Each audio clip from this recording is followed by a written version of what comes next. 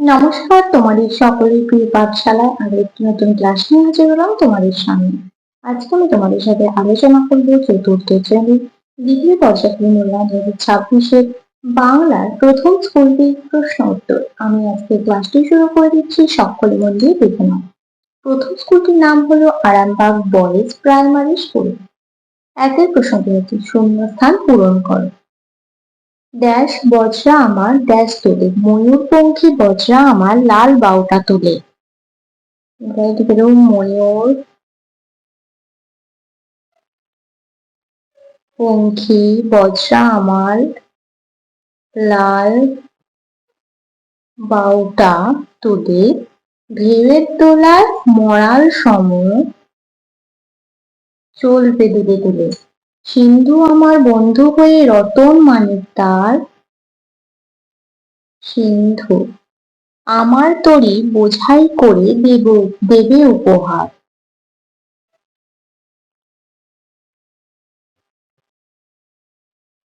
দুই প্রশ্নটি করেছে, নিচের প্রশ্নগুলির উত্তর দাও। ক.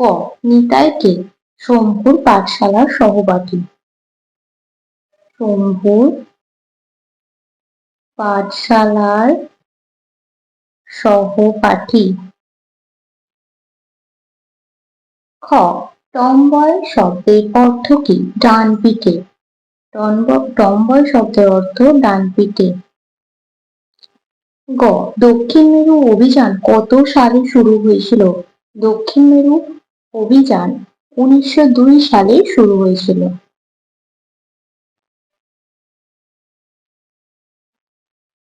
কুবা কোন শহরকে বালির দেশ বলেছিল? কলকাতা শহরকে। সওদাগর কোথায় পাড়ি দিতে যায়? সাত সাগরে পাড়ি দিতে যায়। সাত সাগরে। চ. কারা শম্ভুকে ভয় দেখিয়েছিল? মনসাঝোর, বনবিড়াল, পেঁচা, গাছ, বিড়াল ও বাদুড়েরা ভয় দেখিয়েছিল। তিনি প্রশ্নটি বলেছেন, ক স্তম্ভের সঙ্গে খ স্তম্ভ মেলাও। ছন্দের জাদুকর কাকে বলা হয়? সত্যেন্দ্রনাথ দত্তকে। বিদ্রোহী কবি কাজী নজরুল ইসলাম। ভানু সিংহ রবীন্দ্রনাথ ঠাকুর। পল্লী কবি জসীমউদ্দিন। চারের প্রশ্নটি বলেছে, নির্দেশ অনুযায়ী পরিবর্তন করো। ক. মাটির কড়াইতে মাছের ঝোল রাঁধে। উত্তম পুরুষ। এটা হবে মাটির কড়াইতে মাছের ঝোল রাঁধি। তাহলে রাধেটা হয়ে যাবে রাধি। মাটির কড়াইতে মাছের ঝোল রাঁধি। খ. দুই পা একটু হাঁটি। প্রথম পুরুষ।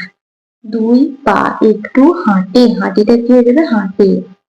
দুই পা একটু হাঁটে।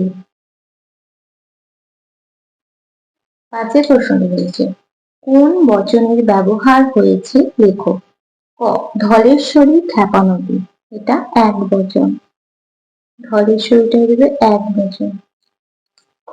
ছোট ছোট স্রোত এসে পড়ছে খালি। ছোট ছোট, এটা কি হয়ে যাবে?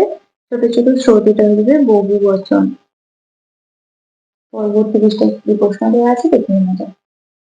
ছয়ের প্রশ্নটি বলছে, সন্ধি বিচ্ছেদ করো। প্রত্যুষ, মহাকাশ, শৈল আর গবাক্ষ। প্রত্যুষ প্রতি যোগ উষ। খ. মহাকাশ মহাযোগ আকাশ। গ. শৈল সযোগ ই দীর্ঘই র। ঘ. গবাক্ষ গোযোগ অক্ষ।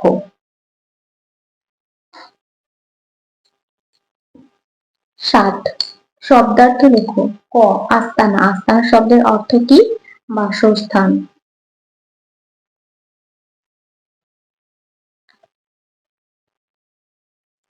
পারাবার। পারাবার শব্দের অর্থ কি? সমুদ্র। গ পোলাপান, পোলাপান শব্দের অর্থ কি? ছেলে মেয়ে।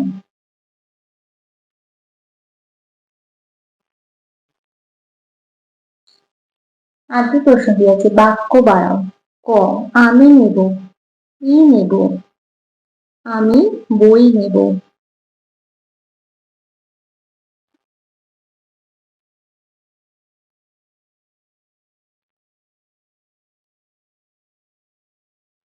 নাকে গন্ধ আসছে, কেমন গন্ধ? ফুলের মিষ্টি গন্ধ।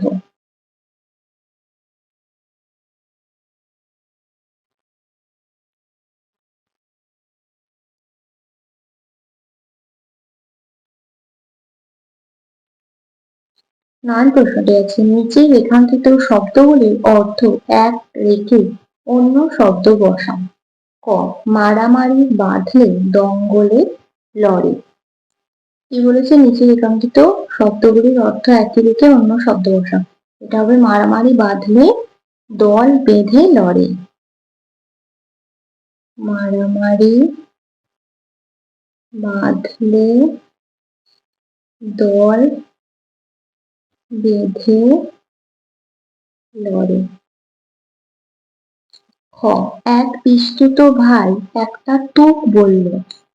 এক পিস্তুত ভাই একটা বশীকরণ বলল।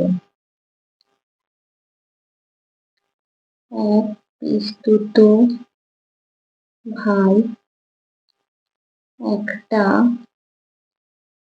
বশীকরণ বলল।